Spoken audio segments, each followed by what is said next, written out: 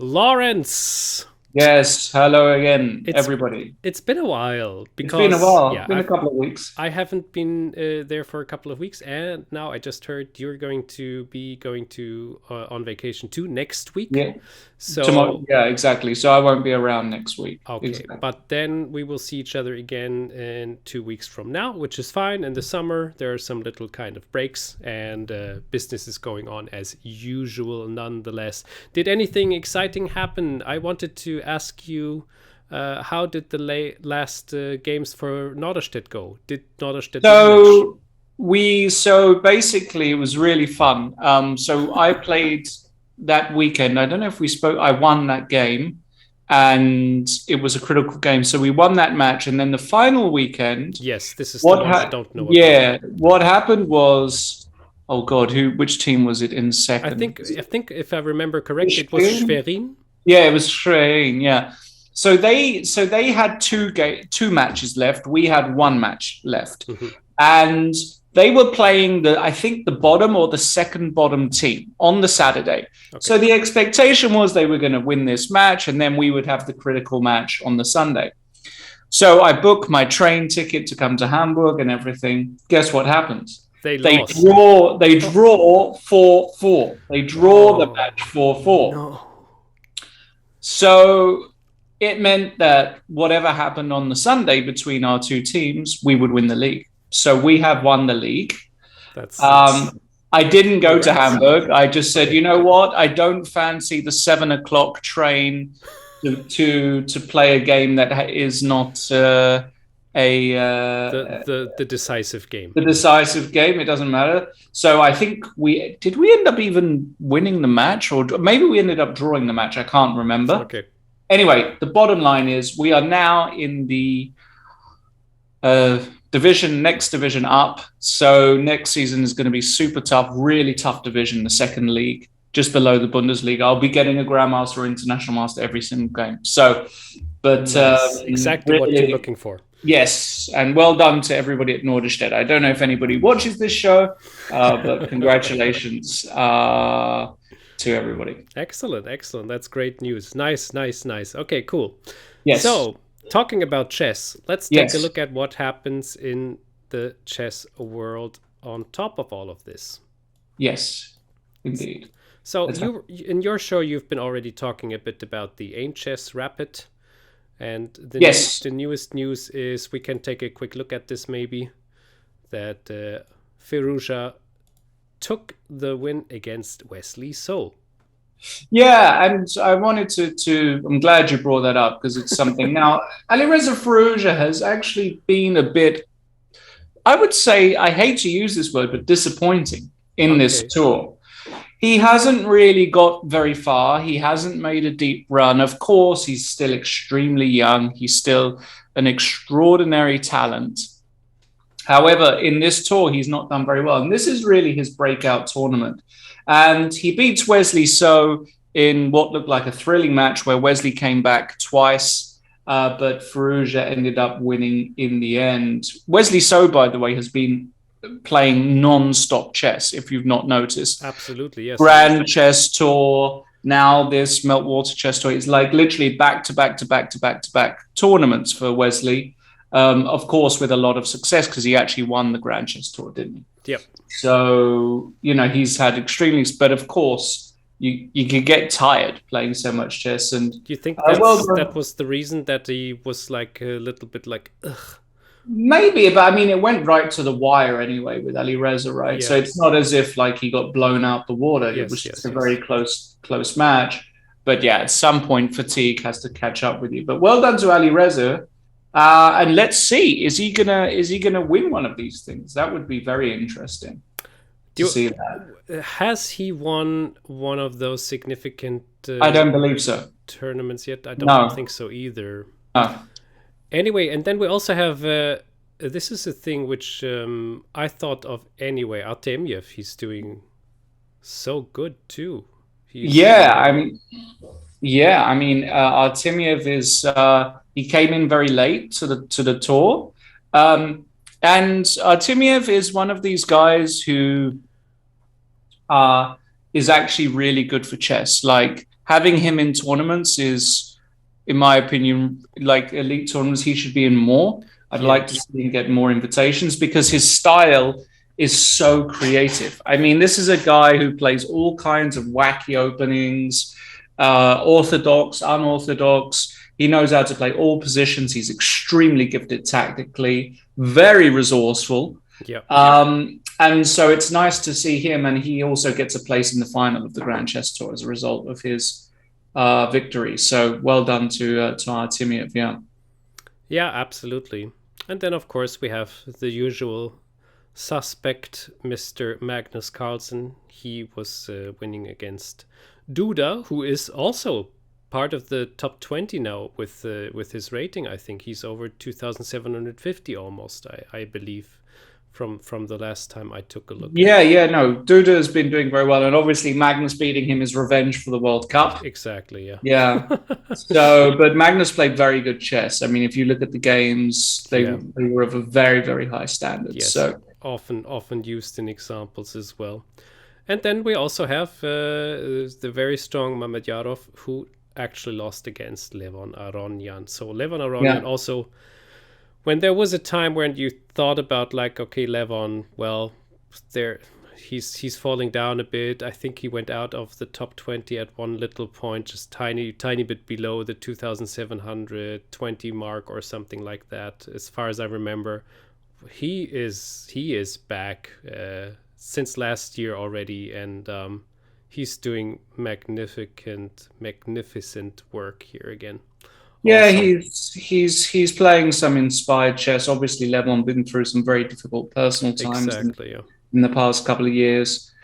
So it's nice to see him playing some really good and inspired chess. And he's been around now forever, right? I mean, Levon was world number 2 for like long time also. Long time. I mean, when Magnus was 1, Levon was 2 for years on end. So it's nice to see him up there and, doing playing some really nice chess. Let's give quick predictions again, because last time I think we were a bit closer. We were actually not that bad last time. Yeah, we weren't so bad.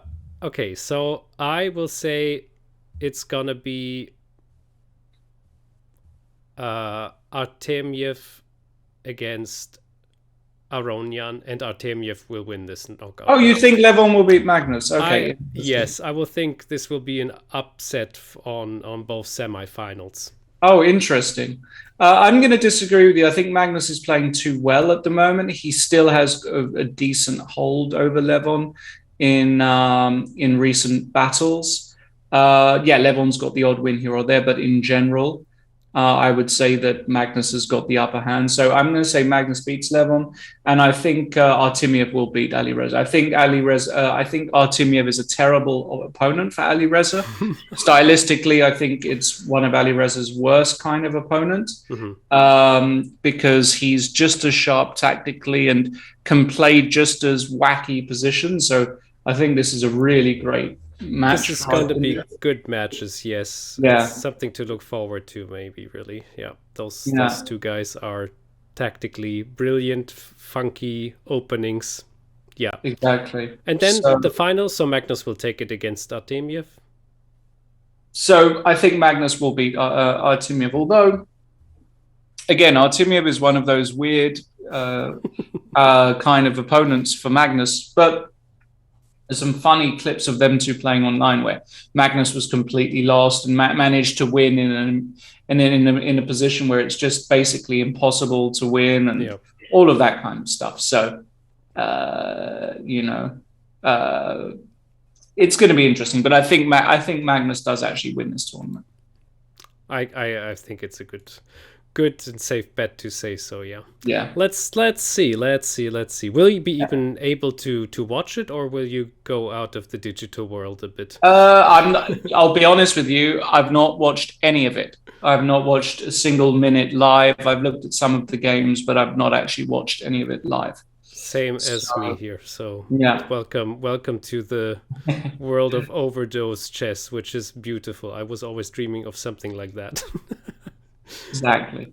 So, what else shall we talk about? What's on your mind too? Well, we could talk about this MVL on the significance of winning the Sinquefield Cup. Obviously, big win for MVL after a very disappointing start of the year. We had the candidates where a lot of people were saying that had there been no COVID, probably MVL was the favorite to win the candidates before the break. The break really affected him. He had a terrible start to the year, lost a bunch of rating points, played really poor chess. Yeah. So to win this was massive for him. He played just very, very good. He's clearly been working on his chess. His openings look really good as well. And MVL, he's been around forever as well now. I mean, MVL has just been. I remember playing the European Individual Championships in 2008 in Liverpool, in England. So that's 13 years ago now. And I remember MVL there, 13 years. Yeah, well, exactly. Or something, probably. I think he's like... when was he born? 1990? He's 1990, no? I'm not sure, to be honest. Well, he would have been sort of 18 or something like that. And I remember he was going to his tournaments a lot with his father. Born 1990s. Yeah, you're right. Yeah. And he was very shy. He was a much more shy guy back then, a bit more nerdy than he is now, for sure. He was super nerdy in those times. But I remember playing with him and thinking, wow, this guy is strong. He was already 2,700. Yeah, this is 13 years ago. Crazy. He was already 2,700 or 2,712 or something. 13 years ago? Are you kidding me? Yeah, have a look. So we have 2021. So it was 2008. Yeah, 2,716. Yeah. He was already, absolutely insane. He's been an elite 2,700 player for 13 years, right? So, yeah. So MVL, he's going to be around to stay. He's got the hunger back. He's so gifted. I mean, his vision, his calculation. If you speak to any of the French guys, they just have never seen anything like MVL. The speed and the accuracy of his calculation is fantastic. Mm-hmm. Now he's working on his chess. He's confident again. He's also doing other things. For years, I didn't remember MVL working out. Now, in those days I was going to super tournaments regularly, sort of 2015, 16, 17, 18, you would see MVL working out a lot. So he's taking care of his physical health as well. Important. Yeah, super important. I mean, if you look at the top guys, especially Magnus, you cannot be unfit playing these tournaments. It's just not possible. So, and it says there, I have no doubt that I'm part of the chess elite. And I completely agree. The first guy to ever win the Sinquefield Cup twice outright. So in other words, ahead of everybody, there was no tiebreak or anything like that. Yeah. So huge win, and congrats to him. Nice guy, fun dude to hang out with. And, big smile, and great to see him. Great to see him doing well. Not sure if this is one of his favorite photos of all time. I think it's a good photo. I think it's a nice photo. I think it looks a bit. Let's say. We know how Maxime. I think I like this one much more. It's not because of the mask, but it's like look at the power in his eyes. And here he looks a bit goofy, but we know how he looks like. But but at least it's a big smile. You're right with that. Absolutely. Yeah, nice. MVL. It's nice that there's those nicknames like CR7, MVL. Yeah, well, exactly. Who's the... Oh, well, they've given Jeffrey Zhong. Is he JX now? I think they were calling him... I think Jeffrey Zhong might be JX. Yeah. I don't know. What's Lenia Dominguez going to be? LD? Who knows? Oh my god. I wanted to just quickly point out for all the ChessBase magazine readers, which there are plenty, of course, and you've noticed it on your own, obviously, but the ChessBase magazine has a new design. It's much more organized, and you have the buttons where you can click immediately on the table. It should have been done since a while, and it's been done now, and it looks absolutely stunning. Cool. So it's Beautiful. very, very nice. Nice. If you haven't started yet with the ChessBase magazine, maybe it's the time now to get it rolling, because yeah, we've talked about this a couple of times already. You should know it. It's about openings, about endgames, about everything in the chess world up to date. It's an own magazine, which is a digital version. You can have it as a physical version too. Great magazine with everything regarding to chess, new stuff, and yeah, also updating the database with all the games which are inside there. Your turn. Okay, let's quickly talk about the European Championships very, very quickly. It's not a big report, yet by ChessBase. The event's kind of going a bit under the radar somehow. It's not the European Championships that we're used to, because the European Championships that we're used to is a tournament that allows you to qualify for the was it the World Cup, actually? Yeah, the World Cup. Yes. So normally it was like the top 20 or something players allowed you to qualify for the World Cup. My understanding is that this tournament here, well, it doesn't let you do that. I mean, rather, it's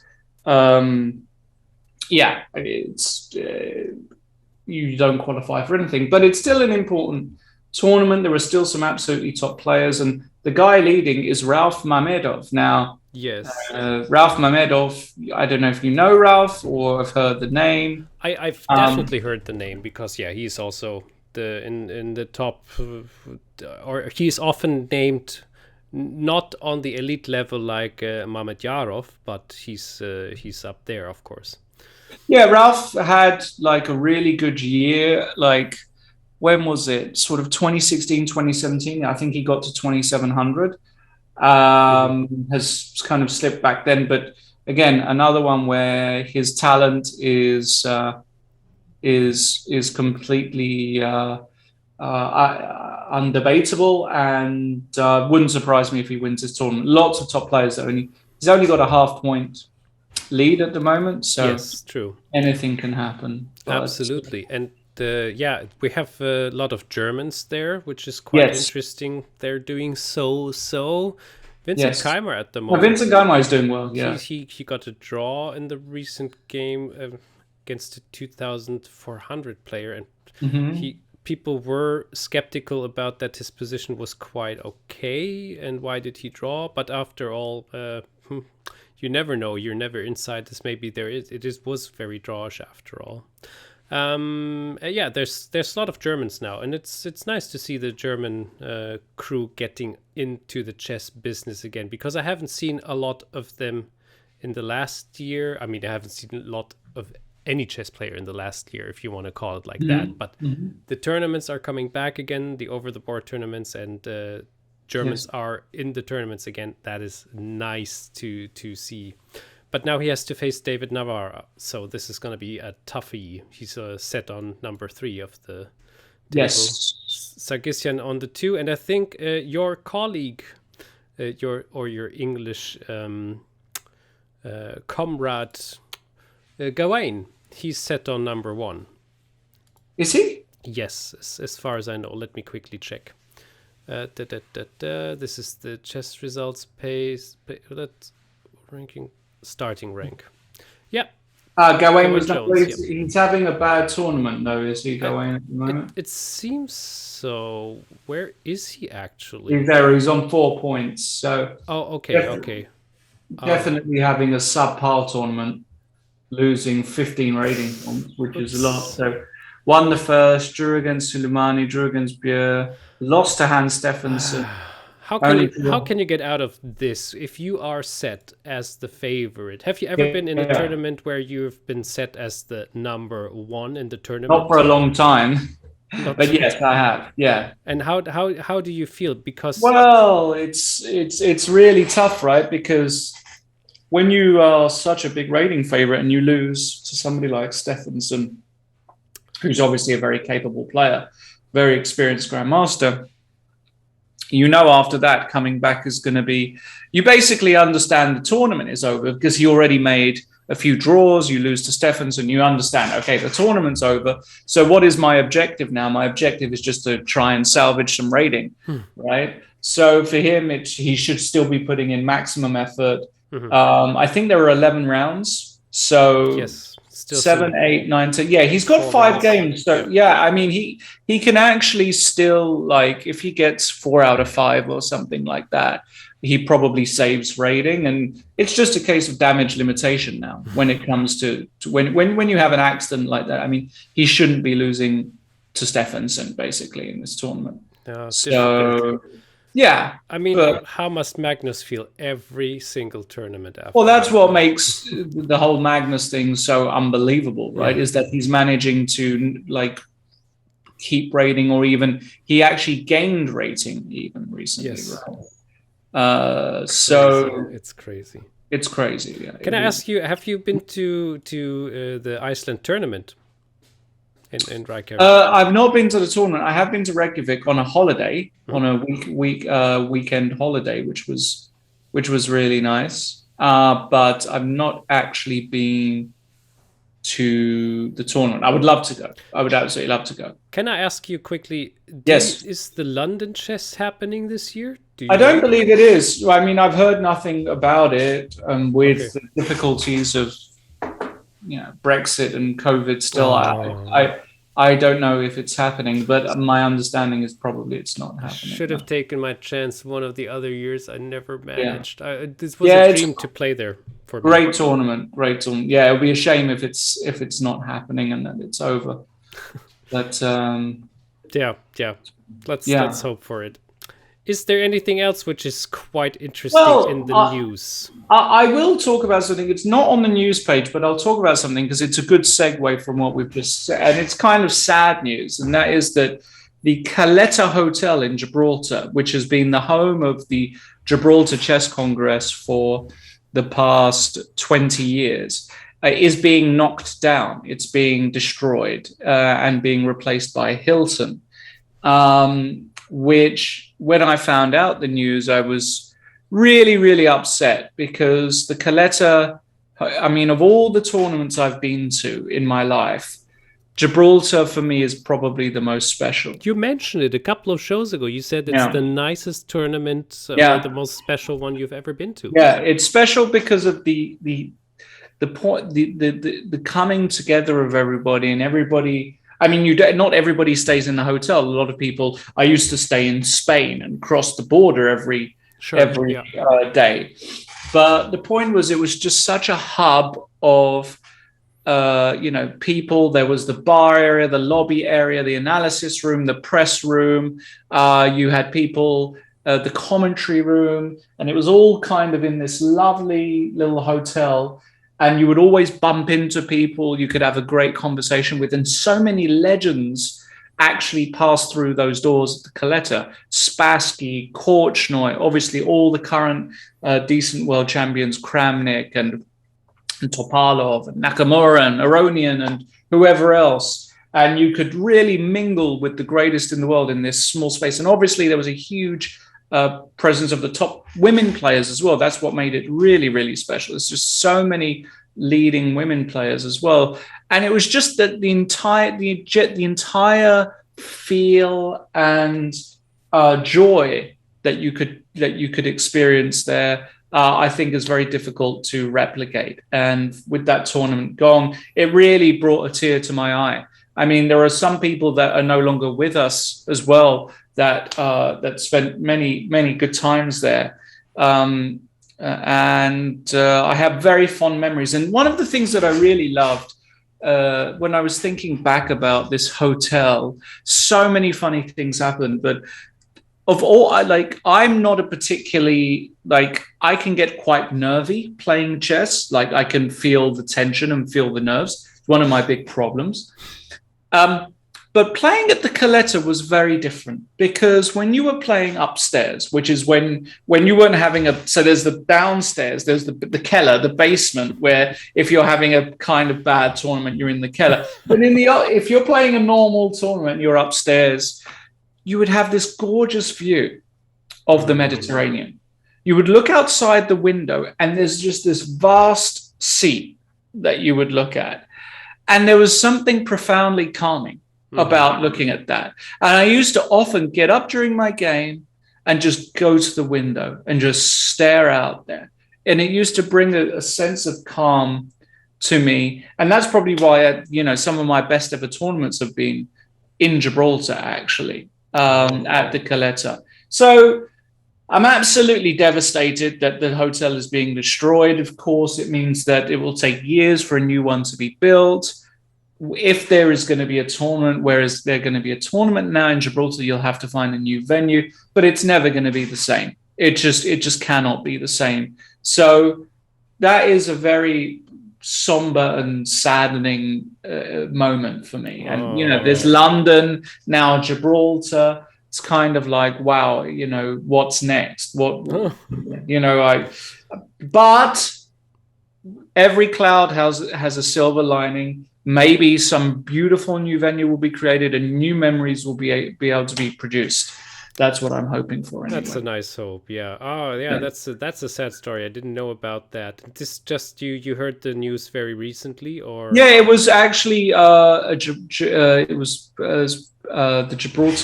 Gibraltarian news announced it, and then I spoke to Stuart Conquest to get confirmation.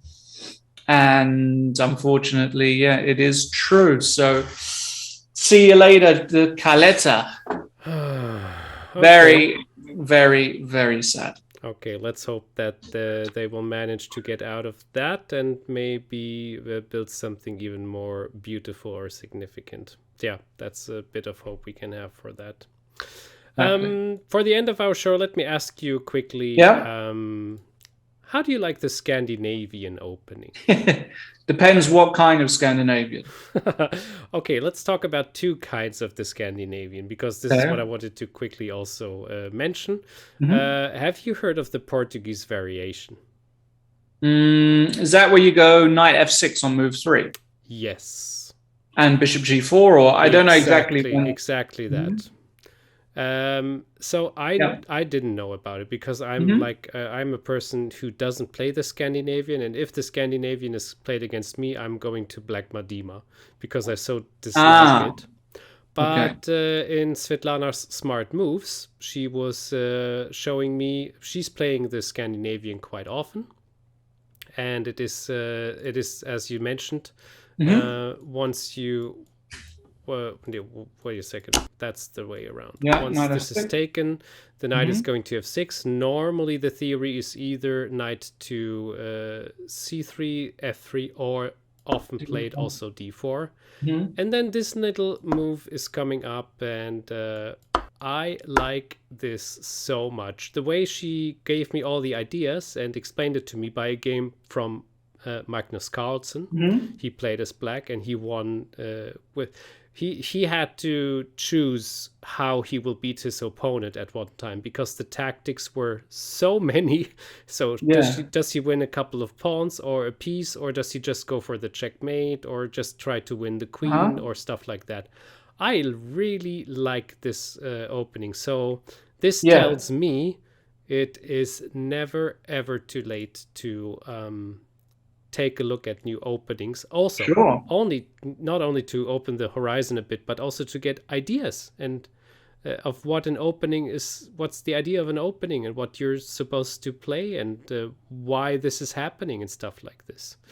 And now we have brand new. This is going to go out today. It's not in the news yet. The Fianchetto Scandinavian. So it's e4, d4, d5, e takes d5, and the knight to f6. So exactly, and which is going to the Fianchetto, which is another line with the g6.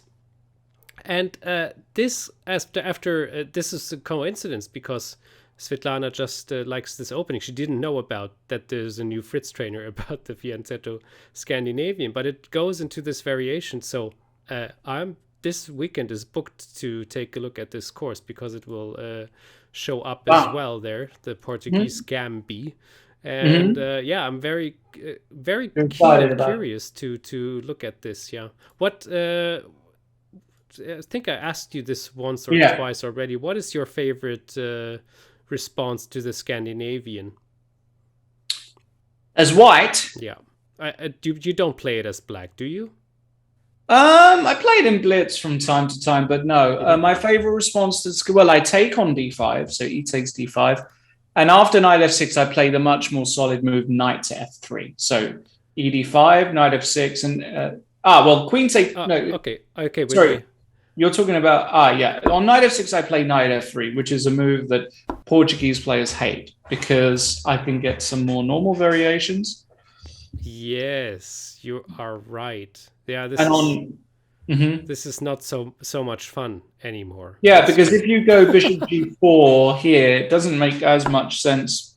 For example, I'm not sure I would go bishop b5 check because probably you can still go c6, but maybe I can just play something. Yeah, I can play something even as solid as bishop e2 or even h3 and just make the game very normal. And yeah, okay, it's nothing special for white, but it's also, Portuguese gambit players, they love to play this this pawn down system. So that's what I do. Yeah. In general, against Scandinavian, well, after e takes d5, queen takes d5. For all my career, I was playing knight c3 here, hitting the queen, and then of course black has got three main options: queen a5, queen d6, or queen d8. One of my favorites is queen to e5 check, the so-called Patzer variation. That's a bullet special with the idea that after bishop e2, you can play the move pawn to c6 here as black. That's the idea. And after knight f3, you can now put the queen on c7. And it's not actually so bad for black. d4, knight f6, and you can get some fairly standard. And what's the special about the bullet here? Because you're secure. No, because queen e5 check, you win 2 seconds because they've already pre-moved b4 or they've already pre-moved knight f3. Yeah, 2 seconds in a bullet game can make the difference. It can make a big difference. I played a bit of bullet before we came on air, actually, and it was I won every game today. And, the Patzer is a part of my bullet repertoire. No, listen, Lawrence, yeah. I'm challenging you to 3 bullet matches right now. Right now? Right okay. now. And this is the news for today, and we're preparing for 3 bullet matches. Are you accepting? Do you want to do it now on live? Now. Okay. Okay. Here we go. Yeah, you exactly. ready? Yeah, I'm ready. Let's go. Okay, so let's Scandinavian. I told you I'm not playing that. It's going into the Caro-Kann. Oh, you are good at bullet. I'm just a quick bullet player. That's the thing. So I hope I can always get the tactics out with playing quickly. And that's gonna be tough for me. But I don't care. In the very beginning, you can easily give away your queen. It doesn't really matter. It's definitely blunder this queen. It's just a little queen, yeah. And that's a nice move. Yeah, that's a good one. Okay, I think I already lost this one, and I think that was the Scandinavian once again shows its real power. That was tough though. Yeah, I'm actually almost out of moves here, but I'll try to double up the rooks maybe, or give this little tricky move here in between. And then this one. Oh no, I'm not seeing anything. Oh, that's all right, but you're kind of still surviving, right? Yeah, surviving is the right word for this, exactly. Yeah. Oh gosh, you're taking everything. Can you stop it, please? Oh, Jesus. I just want, this is what I wanted. Oh no! Oh gosh, your time. Yeah, I'm fast. Oh my god. Okay, game number 1. I will rematch you. Okay. Click button to accept. Accept. Yeah, exactly. Perfect. Ready? What on earth is the grob? This? Oh gosh, I don't like that already. Oh, I have to figure out something against you here. This is not working the way I wanted this to. Oh gosh. Let's have some fun with you. Oh no, you. Let's now just have some fun. Now you're giving your. I'm giving you. This is your chance, Arne. Okay. I will try to get the best out of this. Oh boy. Okay. Maybe I shouldn't also talk that much while I'm playing. Don't talk. Especially when it's not your native language. It gets even takes effort. But do you know, and this is a thing which you probably also didn't know, I am probably one of the very, very, very first people who has ever made a YouTube video about bullet chess online. So I was narrating bullet chess online. Okay. And that was in 2013. So it's been I'd lose this game. Well, you gave a queen after all, but that was a very nice tactic, I think. That was a very, very nice tactic. Sugar, that's a good move. F3 check. Yeah, that's gonna be difficult for me. Maybe I can go here. Oh gosh. Maybe I can give a check. Maybe I can take. Oh, I have to be careful. Oh, now it's a time scramble here. Maybe I can just get a draw. Maybe not like that. Oh no, you're coming for me. Shit! No! Too brave, the king. Last game. All right, decider. All right, no more free. Okay, now both of us gave the queen. All right, now we play a proper game. Here it is. No more queen. Okay, no Scandinavian shenanigans. Oh gosh, what's going on here? Oh, what are those? Clarendon Court. Didn't you just? Oh, Clarendon Court. I had a rapid interview with John Levitt about this. He told me everything about this opening. I don't even know. It's a terrible opening, but you know. Yeah, against me it should work just fine. Oh boy. Why? What? You are really also a bullet god. Gosh. It's terrible. Getting beat here, though. Yeah, I hope so. I mean... what? No, get away. Yeah, this is where I wanted you. Hey, come on. There's a check. Another check. I'll take it. Now get out of... No! Okay, it's all fine. It's all fine. I'm good. Fine. Oh god, I just thought I'd lose this. So how can I checkmate you now? Maybe like this? Not mate. Oh gosh. I'll just come back. Come back, baby. I'll just put another piece in, maybe. Do that. Yeah, that's gonna work, I think. Oh my god, it is. Oh no! I mouse slipped. I wanted to go queen takes g4. It's not gonna work. I have mate after queen takes g4. I see that. So let me make a move here. No, you should have mated me. I mean, mouse slips are part of the game. I think it is. I have to go here, I guess. Not to get. I mean, I could have gone king takes f7. Maybe it's not mate. I don't actually see mate here. Oh gosh. Yeah, I don't see mate. In fact, now I'm just losing again. Yeah, I hope so. I mean, I think I have no time left here to do anything here. You ready for this? The bullets. Oh yes. Oh gosh, no, I'm not ready. Oh no. That was fun. Nice one. Yeah. Jeez. Yeah, the Clarendon Court, no good. Won't be doing a DVD on that anytime soon. The Clarendon Court. Yeah, that needs to go in the bin. After the Bonk Cloud opening, this is going to be the next big thing. Exactly. It's going to be huge. Okay, I will just stop sharing our screen. So, Lawrence, yes, I wish you a lovely Thank you very much. Holidays. Appreciate it. Refresh, get back on track with everything you have. Yes. And I'm very looking forward. In 2 weeks, we're back again for the news review. Yes. Everybody else, have a lovely weekend and see you soon too. All right. Take care, guys. Bye-bye.